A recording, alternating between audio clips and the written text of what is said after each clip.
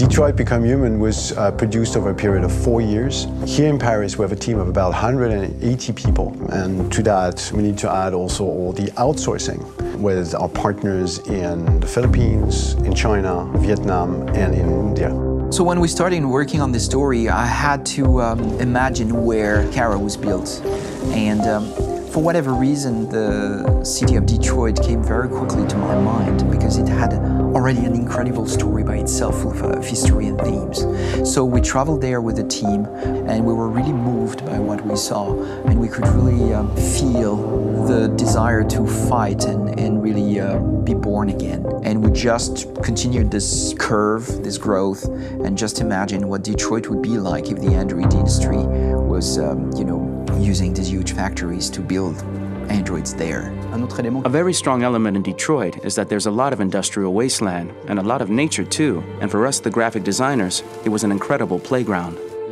The destroyed zones which we wanted to preserve, we appropriated them to turn into something else. Then in the areas that needed to be rebuilt, we were able to imagine our Detroit of the future.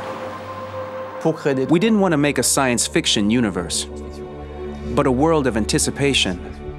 If we chose science fiction, we could have imagined flying cars, extraterrestrials, but those things are very far from our current everyday life. Anticipation is more about gleaning from our contemporary reality, the one we know, because Detroit is set in 2038, and 2038 is tomorrow. The difficulty we had was sticking to reality. That is to say, technology becoming more and more invisible, a lot more elegant, and at the same time, making it visual. So all the computer equipment, autonomous cars, we simply had to invent. They are in fact very technological objects, but at the same time remain very credible and ingrained in reality. To create a cohesive universe in the fashion and clothing of the human characters in 2038, I didn't want to put an accent on strange shapes, or really vibrant colors, and things we wouldn't know. That I wanted to keep for the androids. The goal was to create something familiar which we can identify with in this future setting. Working on the artistic direction for the androids was a bit special because this is a project about the place they could occupy in the human world. It was out of the question for them to be too beautiful or too perfect. They had to correspond to every social class, rich and poor. Inspired by everyday utilitarian clothes, I brought a modern touch by adding dynamic display surfaces, the armband we can see on the side, the triangle on the front and back, an LED. Like that, there's no confusion. Wait. You're sending an android? All right, ma'am. We need to go. You can't do that. Why aren't you sending a real person? Once we cast the actors, we travel to meet them in order to scan their faces. We record the structure of their face with the scan. And we record the colors and patches of skin with photography. Once we have this information, we will use this as a basis for modeling and creating the characters. The artist will make it more realistic, but will also enrich it. He will propose ideas which we will develop together. Finally, we will have a character with character who corresponds to the project and the world. When the actors come to Quantic Dream, we show them the design, what their image will be, and what they will look like in the game. This extra information gives them another dimension and color to connect with emotionally. It helps them think about how to play their character. Your mission. That's all you care about, huh? You should consult a professional who can help you. Beat it, you hear me? Get the hell out of here! So there are 3 types of shoots at Quantic Dream. Shooting and performance capture, where you capture the whole actor, his voice, his face, and his body. These shoots are obviously done with American actors because the game's original version is in American English. After that, there are the body-only shoots, representing around 250 days of filming, while the performance capture is 100 days of filming. Now, body-only shoots, there are 2 types. There are the action shoots and the technical shoots, which are mokit shoots. Mokit is when the player controls a character on the screen, and he moves in an environment to explore it. This is of particular importance at Quantic Dream, and therefore we shoot a lot to offer a unique context for each scene and each character. To prepare a motion capture shoot, we first get together to look at the sets we need, the animations that we want to shoot, which ones need to be grouped together, or which ones need to be cut and shot at another time, so that we get the most out of the shooting day. This often means shooting scenes out of order, especially those with big props or accessories, like a big car, for example.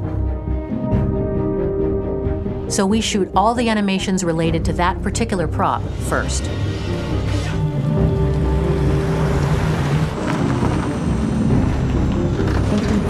The biggest challenge for the mocap team was shooting a Spider-Man mo-kit. We had to build a wall and attach an actor to a harness with cables so we could pull him up and render him climbing. The shooting on this game total took about, I would say, more than a year, maybe 1 and 2 years, with about 300 actors on set. So I would say it's quite a massive production. But so much happened on this set between the stunts and the shootings with a little girl and all these great actors that we had. It was really a very, very memorable journey for the team and for myself. Today, Detroit has over 37,000 animations. When we retrieve the motion capture data, it's just a cloud of points, which represent all the markers worn by the actors. From this cloud of points, we have a phase called retargeting, which gives us a skeleton. This skeleton will be applied to the characters of the game. There is still work to be done, but this gives us the main movements. Since we are working on something very realistic, we must recognize the actor and also recover all the emotion he expresses in his performance. We use a system of facts, an identity card for each actor. We make the actor do a whole range of facial expressions. Then we recover all the expressions and paste the animations on a puppet that Jan has prepared. I then recover and refine these poses.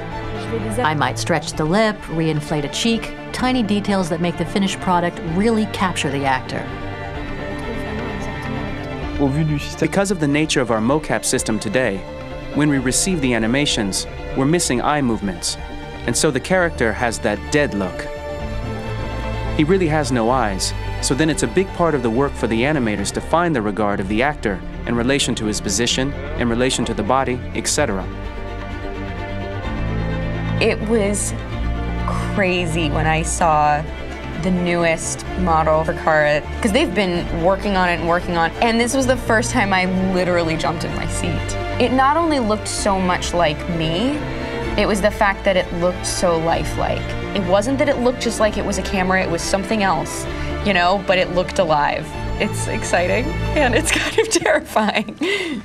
Game after game, we learned the rules of optics and filming, and our goal with Detroit Become Human was to have cameras that would actually emulate the optics of a real physical camera. So basically dealing with real-world imperfections was our main task, and just to make cameras look as real as we can. Once the animations are shot and processed by the animation department, integrated and polished, we film them. That is to say, we really do a mise en scène, as in cinema. The real difficulty of our job is to know if these cameras are telling us something. Are they in the emotion of the scene? Do they describe exactly what the action must convey, what must be felt? The most important challenge for me was one of the final scenes where Marcus decides to start the revolution and go to the battlefield. Very quickly, we imagined this to be a huge sequence shot. We wanted the feeling of a cameraman running behind us while showing Marcus, the androids who help him, the person shooting at us, etc. Above all, it was necessary to say to oneself, this scene is very violent but does not glorify war. On the contrary, that war is something improbable and absurd. It was really a fun challenge. The idea was to say we have 3 characters. We would like each of them to have a specific cinematography. We wanted Kara to be much more filmed with some kind of handheld camera, to have something very living, very breathing. For Connor, we wanted something very cold and very perfect. And for Marcus, we wanted something epic and spectacular. So it was about the filming, but it was also about the photography.